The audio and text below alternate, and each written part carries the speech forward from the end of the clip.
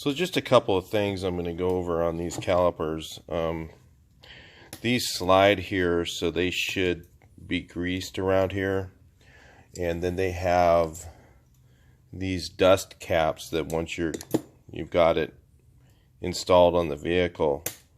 And I suppose that you're not going to be taking these rotors back off unless they were really warped, or you could actually change the pads without taking the rotor off if you did happen to wear them out and the rotors weren't warped.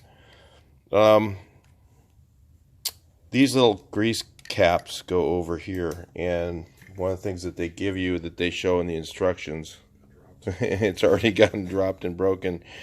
They give you this tool, and what this does is you put this on here, and then you can hammer that on once it's on the car. So at some point we'll be doing that, but I thought I'd go ahead and explain that to you now, so that if you're opening up your package, you see this right here, you know what that is. Alright, so on these pistons here, I got some little bit of grease on my hand here. And what I'm going to do is, typically the grease to use is either disc brake grease or white lithium. But like I said, this is how I do it. If you do it your way, that's okay. Don't go by exactly what I say and figure, hey, hey, that didn't work, or something. Well, I'm going to sue you because of this and that. This is all on you, man. If you want to do it my way, go for it. If you don't, then do what you want to do. So this is your disc brakes. You make your own decisions. You make your own. But what I do is I grease everything like that, and then I just slide them back and forth a bit. Make sure there's plenty of grease in there. And then on mine, I'm going to use disc brake approved grease. Some guys will use white lithium, and I don't know, it's just a preference. So I'm going to go ahead and clean all that off now, and those will be ready to go in. Okay, so one of the things we noticed right away is there's these little keepers here, and how that they work. Apparently, I guess that won't hit the caliper on that side. And what they do is they keep the pads tight, so that if there's vibration in there, you're going to have brake noise. And I don't know exactly how that they went on the early buses, but what we figured is they need to be on this side of the pad. So you might have to tweak them a little bit, open them up or whatever, and make sure that they hold on this side of the pad, because if they're on the top of the pad, then it's real easy for them to pop off and go into and just to rub against the rotor. So I believe this is how they're designed. This is just, like, again, my opinion. I don't know exactly how they designed them. I wasn't the engineer. I'm just trying to figure it out. So they go together, in my opinion, like this. They won't hit anything. It doesn't look like they'll hit the rotor or anything like that, where they are like that, and they will hold the pads from vibrating. And that's what typically the pad clips are for. But again, this is kind of an old design. I mean, today the design for these clips is done quite a bit different than this. They're a lot more simple. These are actually really difficult to put on, and that's why I remembered that they're from the 71 bus, because I remember having a pain in the ass of a time putting these clips on. So, but they hold the pad, they grab the outside of the pad and hold it so that they're tight against the pin, and that's what they're doing right now. So if you kind of look at how that they're bent, we had to bend them out to go over the edge, and over here so that they hold, so they won't fall off. But it is kind of a funky design. So make sure you put your pins in. I believe that the old original bus had these little cotter keys that were in here, if I remember right. It's been a long time, like I said. So, but these ones, the updated ones, have the little pin, these little guys here, and they seem adequate. They seem like they'll do the job. So the thing to remember is your bleeder screw. Okay, you see how these are universal calipers. They can go on either side or out of the brake line. So if you're having that problem, definitely change them around. You can do that after you've got them on the car. Now what we're going to do is going to go ahead and pack the bearings, and we want to clean the cosmoline off the rotors. Hopefully we have some brake cleaner. I don't know if we do. We might be out. We're going to clean the cosmoline off of here, so you do need to clean the rotor. Make sure that I use a chemical, brake spray, the brake cleaning spray, and clean off the cosmoline off of here. And out of the wheel bearing surface, because that's basically for shipping so that it doesn't rust. We're going to go ahead and pack the bearings.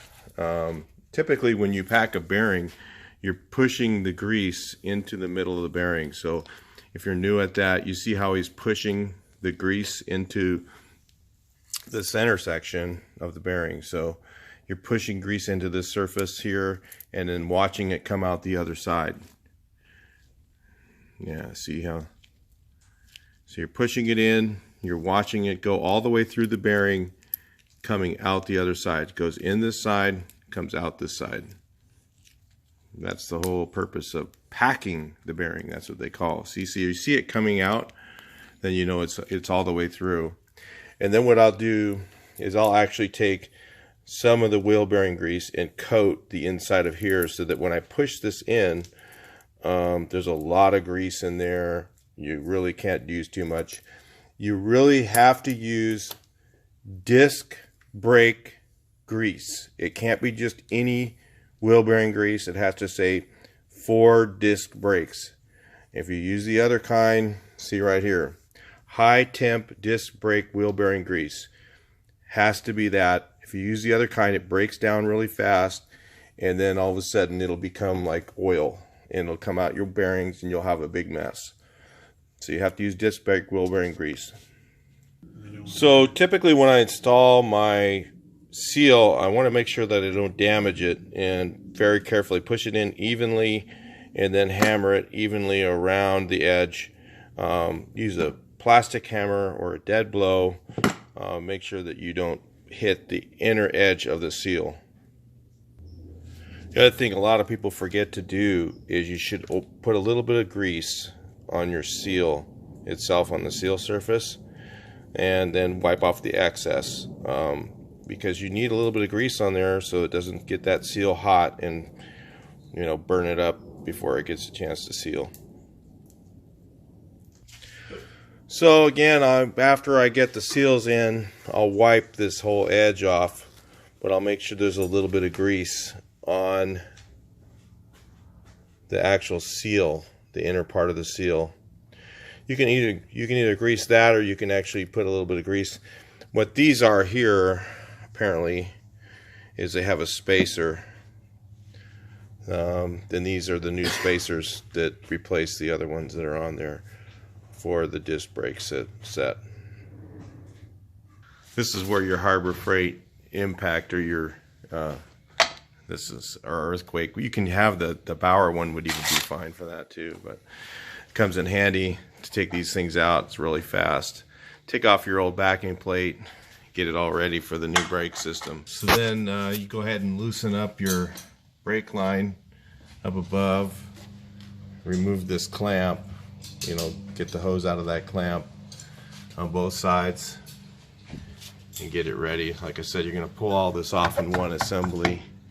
Much easier. Yeah, there's no point. Alright, so in order to get this off here, you just take your pads off. Comes out on one piece if you're lucky, and then you're going to have to take the spacer off in order to get the backing plate off, which is kind of unusual. Most of the time, other years, I believe they come off at one time. So either you're going to need to use you might need to use a clamp and a press. But what I'm going to show you real quick is you want to check your spindle, the quality of your spindle. Anytime you're doing any work on your wheel bearings, you want to see if that spindle's been spun too much.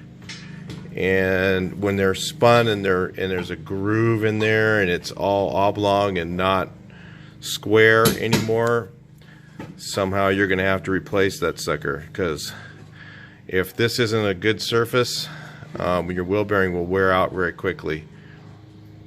So typically with a hammer and chisel you're able to get these loose. Every once in a while you need an actual bearing clamp, and they clamp it down on that and then pull it off. But we're able to do it right now. We've been able to get it that far with a hammer and chisel. So, and then you'll have to lift this out, and then from the back side take a hammer and chisel and knock it all the way off. Another good little trick is to use your Harbor Freight Tools torch, which I show in a lot of the videos here. One like that, and heat the outer ring up, and then you can slide that off a little bit easier, because it is a little bit of a tight press fit sometimes. And if there's any little tiny bit of scoring from a slight bit of spinning on the bearing, you know, if it's not too bad, that's okay. But if it's really bad, you know, again, you need to replace that spindle.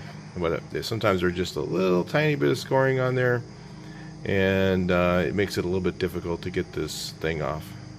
So a couple of options if you don't have a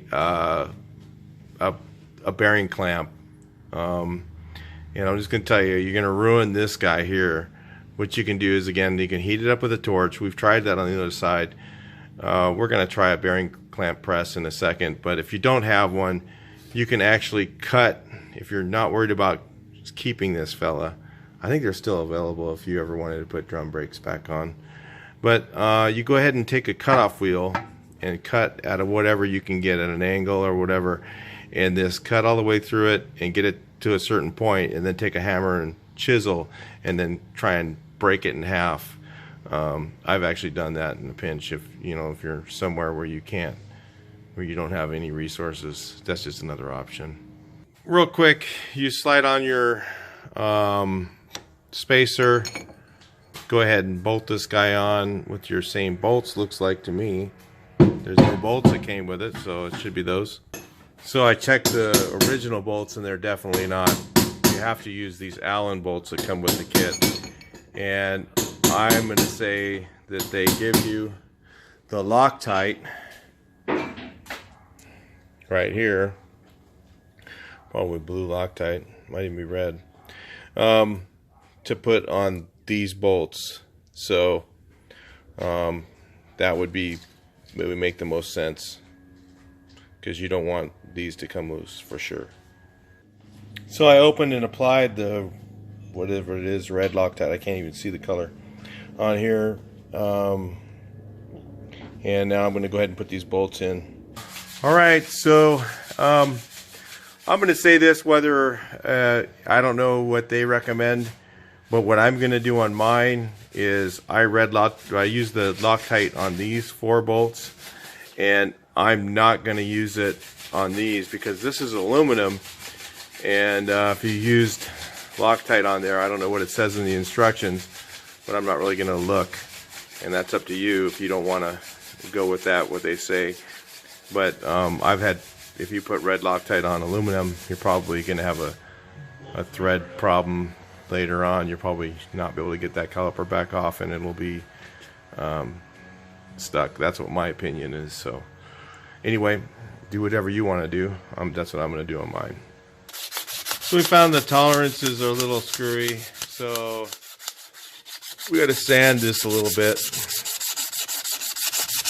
to make sure that the bearing can slide on. Probably, you know, made in China issue, but should be fine with a little bit of sandpaper like that. As long as you're not having to take off a ton of it, you know, then you're going to resurface it, then you'll have issues with that. But that's what we're going to have to do now. It's just a little sandpaper job and see if it fits on there. And remember that these tabs should be facing to the back of the car. Alright, so we got the other side on. A little bit of sanding on there, fix the burr issue. Now the rotor just slides right on. And on the other side, so let's get this one on and take a look. Just remember there are right hand and left hand threads to the bolts. I think you knew that when you took it apart. And then these things here, the little tab that goes in that groove, usually you have to do a little trimming on that because they never fit. So that's common and normal. So on aftermarket parts. So make sure you get your throttle, your speedo cable through and your E-clip on before you get this thing all mounted on there. Otherwise it can be a pain in the ass. In the kit they have these shims here, and they're to use as needed. And also I look at these and they have these as well. But what they're for is so that if your caliper is going to hit the rotor, then you need to make sure it's clearanced properly. I'm going to let you guys kind of figure that one out on your own, but just that's what they're for. And it all depends on your vehicle and the car and the fit. So it just, but on this one we're not going to need them, so it doesn't look like it so far. Hopefully I told you guys earlier right, the bleeder should be on the top right here, not on the bottom. If it's on the bottom, you won't be able to bleed your brakes. So if I said that wrong, this is where it's supposed to be. And so then you got your brake hose here. Let's go ahead and hook that back up here. It's always a pain when these lines have been bent so many times. These are new. Everything's new on this thing. It just looks painted and stuff because it's, I mean, everything was new, and then the brakes, the aftermarket crappy wheel cylinders went out. So anyway, I'm changing out to disc brakes just because of that reason. So on these here, they give you the copper washers to put between your brake hose and the caliper, because they don't have a taper on taper fit. I don't know if you can even see that. So the copper washer should go on like so. I got it terribly out of focus, I'm not sure why, but copper washer on the end here and then put it in. So then of course you put the clip back in, line on, make sure that the washer again is between the hose and the caliper. It comes in the kit. So overall, these are really probably easier to replace than actually doing the original drum brakes. It's a little faster. It's not hard at all to do. So don't forget here to put these caps on. We had to use a socket and hammer and an extension. That worked the best.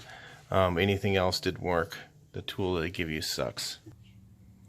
So where'd that thing go? Oh, here it is. On here you got this guy. This is your seal for your reservoir. So apparently what this is this gives you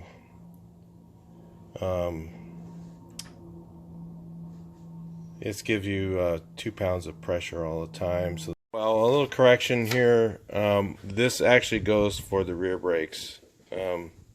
So it makes sense. So this line was going to go to the line that goes to the rear, and then you run it through this, make sure that it's going the proper direction of flow, and then install it between the front and rear brakes.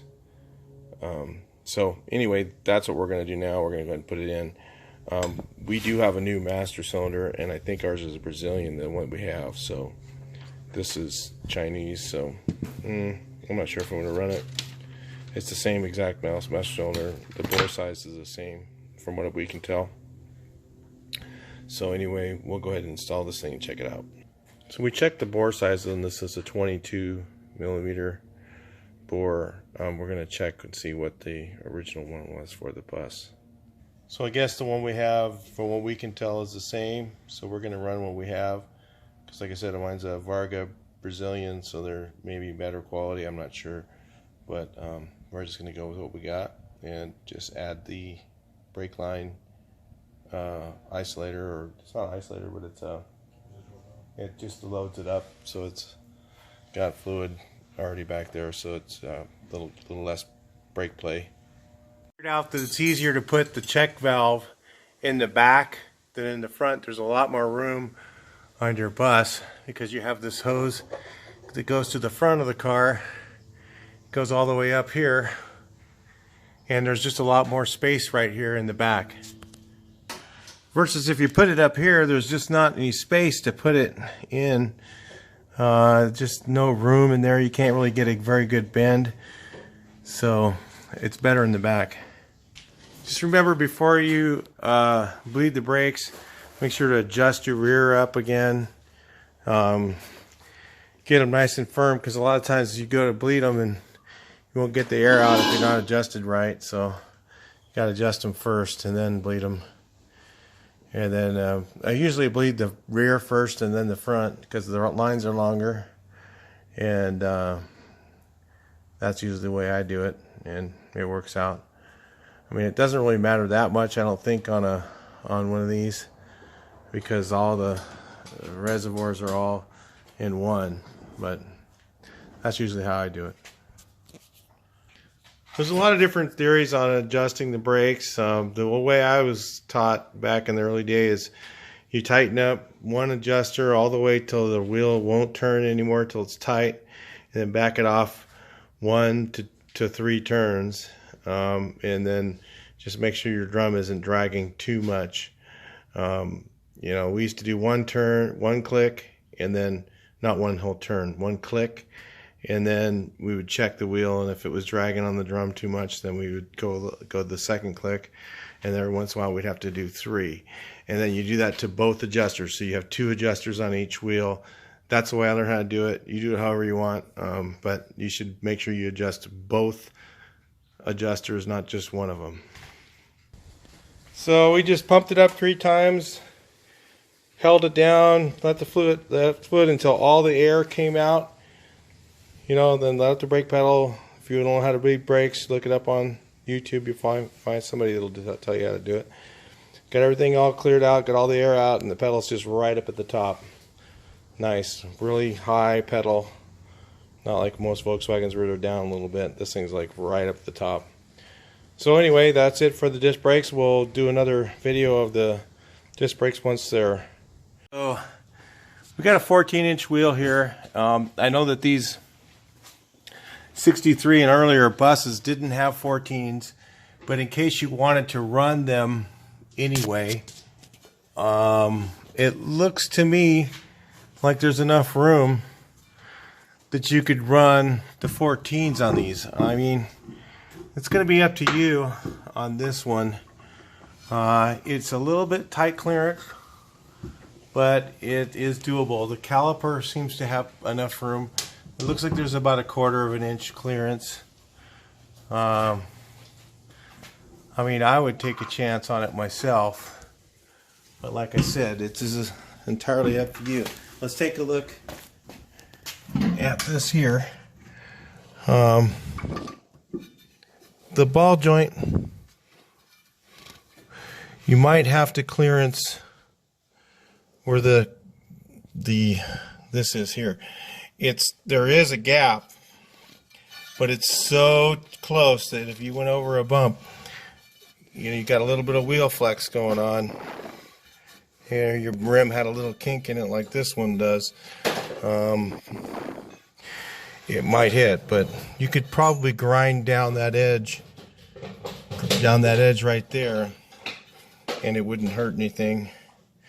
So it is possible.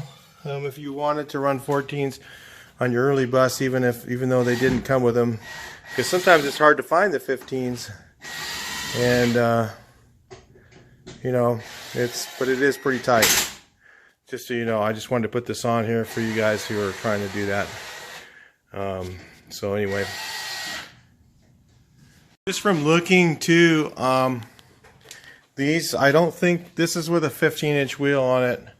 What came on the 63 and earlier buses, and it looks to me like there is no weird offset either.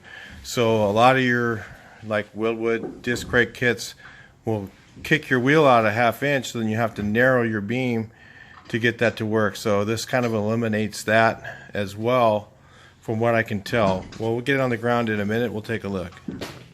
Another thing that's nice is there's almost no visibility of anything that's different on the bus, even with the hubcaps off. If you had no hubcaps, most people wouldn't even know that you had disc brakes. It just, you know, it looks still original. So to me, it looks like exactly the same offset as it had originally. So,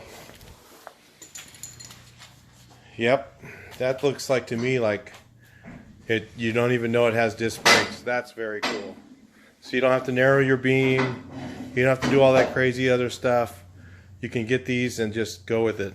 All right, so talk to you next segment. After driving this, I was going to tell you guys, I don't really see any reason to get a bigger braking system if you're running a stock bus. Maybe if you have a straight axle and you're doing the bug drums in the back, you know, you might want to put bigger ones, but I would go bigger in the rear and leave these in the front. I'd go with, you know, like disc brakes in the rear. And if you're going to do the straight axle thing, but this thing really stops good. It looks nice. It doesn't have that weird funky offset that they're too far, wheels are too wide. They might be a 1/2 inch wider at the most.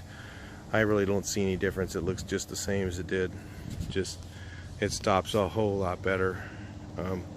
This thing stops better than my 66 with the drums, which had bigger drums on them, and it stops better than it stops fine. It don't even need a downshift. You can just slam on the brakes and it just stops. You could skid it if you wanted to, but it stops very quickly. All right, so I'll talk to you guys in the next video.